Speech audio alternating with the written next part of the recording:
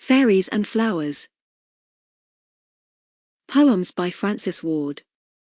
Illustrations by Maggie. Copyright William Heinemann, 1911. The Tree with Leaves of Gold. I saw a tree once in the spring, whose leaves were all of gold. In Fairyland they're all like this, so I'm always told. And I ran indoors to fetch my nurse to come and see it too, for I'd never seen a tree before with golden leaves, have you? But when I came to look for it, 'twas nowhere to be seen. The sun had gone behind a cloud and all the trees were green. Roses. Every morning in the summer, when the roses are in bloom, I go and gather basketful to put in every room. As I look down into the heart of every rose that grows, I think how glad God must have felt when he first made a rose. Growing up. I had a little kitten, and now it is a cat. I cannot lift it any more, it is so very fat. My puppy is a dog now, as lazy as can be, and my brothers say they're getting too old to play with me. If cats could all stay kittens, and dogs stay puppies too, if we could all stay children, oh, I'd love it, wouldn't you? About angels. I wonder what the angels in heaven find to do the whole day long. For there can't be very many things, if they mayn't do any wrong. I think they pass away their hours mixing the colors for new babies' eyes, and cutting out the petals of flowers, and painting the wings of butterflies. Clouds. I wonder how the clouds in the sky manage to stay up there. I should think they would feel giddy and fall on us down here. I think that they are fastened up by little golden strings, and the strings are tied to angels, underneath their wings. Dreams. I go to a beautiful country every night in my dreams. There are fields there, green like velvet, and numbers of silvery streams. The people that live there are children and lambs, and baby birds, and soft little calves, and little pink pigs, all straying about in herds. It's always the early springtime, there is no winter or cold, for there's nothing grown up in that country, so the years can never grow old. The mountains are hills and the flowers are buds, and all the rivers are streams, for nothing is ever allowed to grow up in my beautiful country of dreams. Babies. Do you know what there is inside the moon that shines so silvery bright? I've just found out, so listen. I found it out last night. I was looking from my window at the path across the sea that started from the silver moon and stretched right down to me.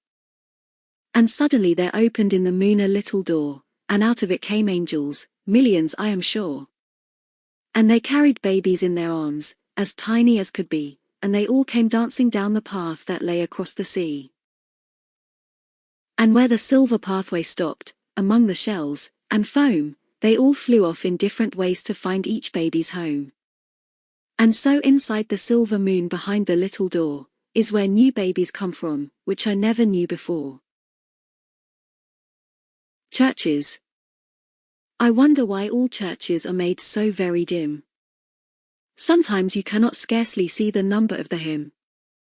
When I think about the sun outside shining on the grass, I think it's wrong to shut it out by painted saints on glass. About my scripture teacher. Every Sunday morning my scripture teacher comes. And she makes me learn the collect, which is even worse than sums.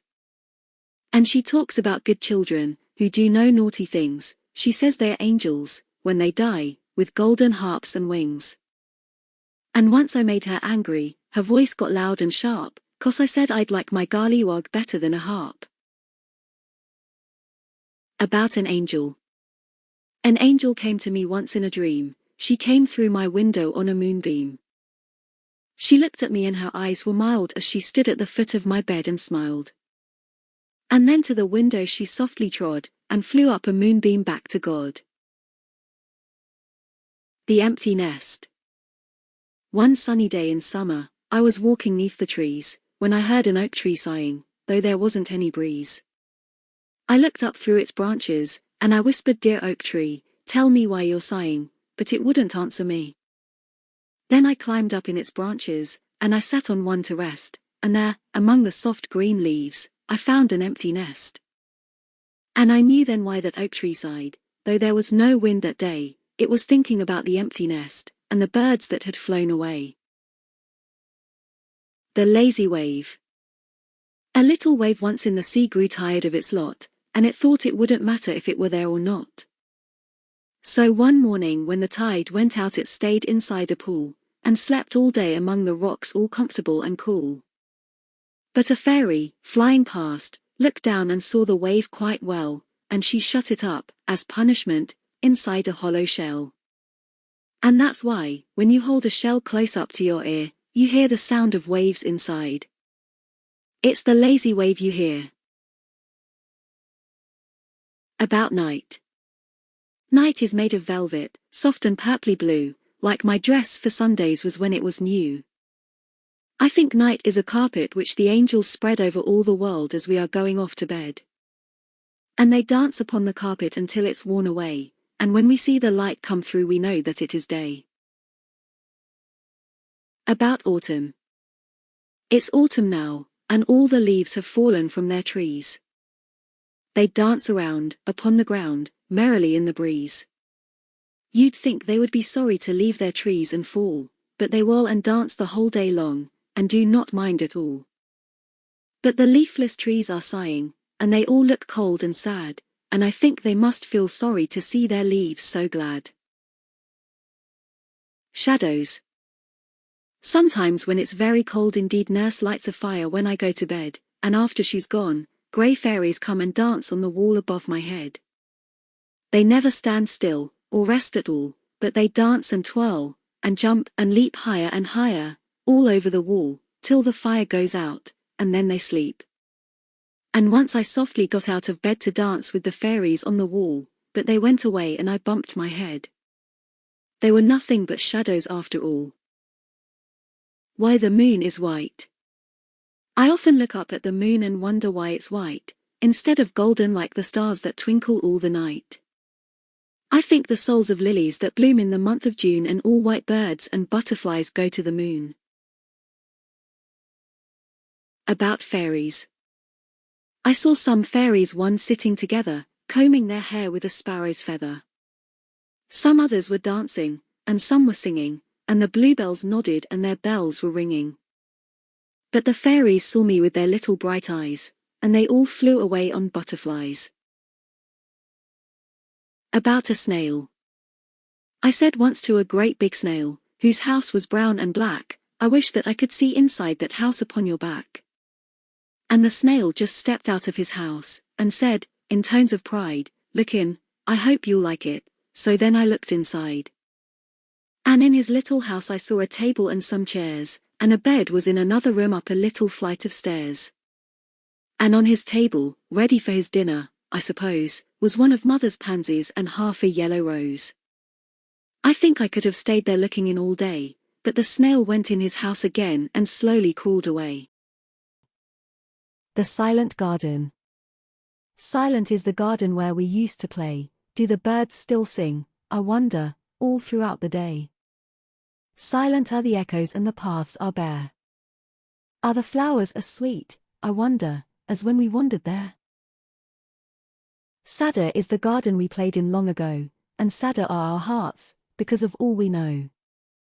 Oh, that brains should have to learn, and the soft hearts harden, would that we might always stay children, in a garden. The tide.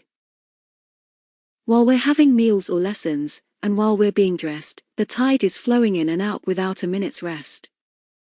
As soon as one wave finishes another does begin, the tide is always going out, or coming in.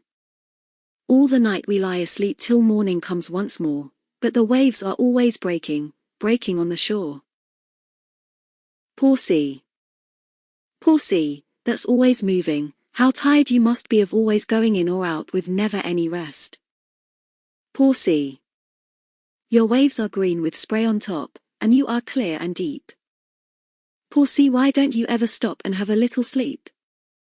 Why don't you, when the night is dark, and the wind is soft and low, why don't you rest a little while? For nobody would know. Blue grass. There are hills outside our garden with a river in between, and the grass that grows upon the hills looks blue instead of green. And once I thought that I would go and see why this was so I walked and walked a long, long way. 100 miles, I know.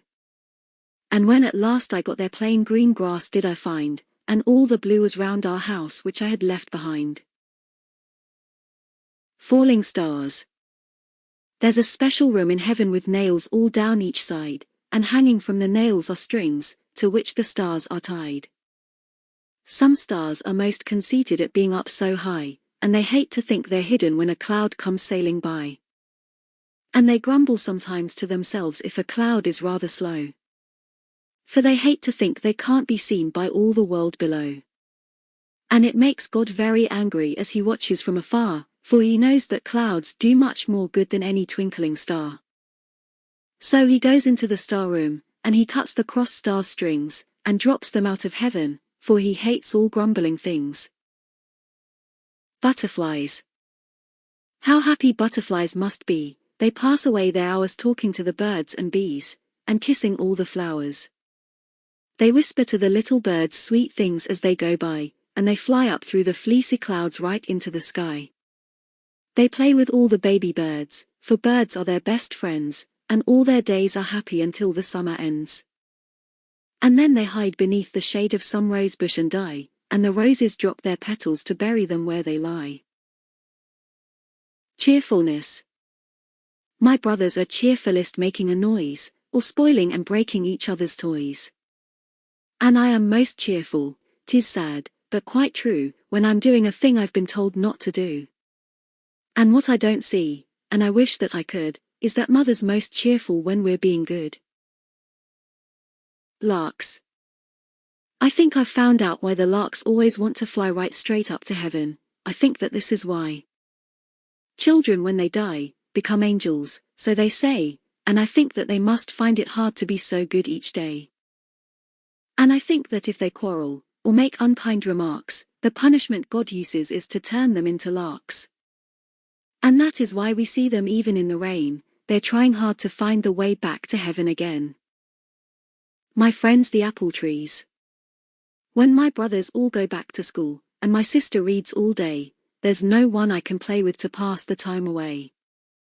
So I go into the orchard and I talk to all the trees, and they whisper stories to me as they rustle in the breeze. I climb up in their branches, where there's many a cozy place, and the green leaves dance all round me and come and kiss my face. And when I have to go indoors for lessons or for tea, they sigh and seem quite sorry to say goodbye to me. My sister says the sighing is nothing but the breeze, but I really think they're fond of me, my friends the apple trees. The things I take to bed. There are toys in the nursery cupboard of every kind, big and small, but the ones that I take to bed with me are the ones that I love best of all. There's my Garlywog Poppy, who's lost all his hair, and Louisa, my old grey cat, and John the monkey whose head came off, but I like him as much without that. When I get into bed we all cuddle up as cozy can be, and I kiss them and hug them, I love them so, and I think that they're fond of me. And though the others all laugh at me, it's babyish so they say, I shall always take them to bed, till with kissing they are worn away. Flowers. In gardens, fields, and shady places flowers lift their faces, and look up in the sky to smile at God on high. And God, to show he's fond of them, sometimes sends a shower, and wrapped inside each raindrop is a kiss for every flower. One day when I'd been naughty. One day when I'd been naughty, and nurse was most unkind, I went out in the garden, and said I didn't mind. But the flowers wouldn't look at me, they turned the other way, and the sun went in behind a cloud, and all the sky was grey. Friends. If ever I have any friends to come to tea with me, I have to give him all my things, for he's a visitor, you see. I have to take the smallest cake and pass the teacups round, and when he takes my favourite sweet I cannot make a sound. And when you have to sit so still, as quiet as a mouse, you almost wish your friend would eat his tea at his own house. To the trees. It is the early spring, and all the leaves are new, and I come, my friends, the trees, to say goodbye to you. For I'll soon be married, trees, next month's my wedding day, and no one that is married climbs trees, so they say. And though I can't myself see why this is so, it's what they're always telling me, and I suppose they know. Just tell me in a whisper, they'll think it is the breeze. Tell me when I'm married, will you miss me, trees? Moonbeams. I wonder what moonbeams are made of, and why they are filmy and white, as they stretch from the moon down into our dreams, as we lie asleep all night. Moonbeams are prayers going up to God, at least, so I think them to be, white prayers, that go up from babies' hearts as they pray at their mother's knee. I dreamt I went to heaven. I dreamt I went to heaven once through the dark blue sky, past the stars and silver moon on a butterfly. And when we got to heaven, the gate was open wide, but an angel came and stopped us before we got inside. And then she closed the golden gate as gently as could be, and we flew down to the earth again, for we weren't dead, you see. The sky through the little white clouds is blue. The sky through the little white clouds is blue, 'tis the angels' eyes that are peeping through, and when they turn their eyes away the sky is overcast and grey. About a nightingale. One evening as I was walking along, a nightingale sang me a long, long song about all the beautiful things he had seen, the flowers, the birds, and the leaves turning green. And he sang of the roses of June, he sang of the trees where he'd made his nest, he sang of the twilight, and peace and rest, and he sang of the rising moon.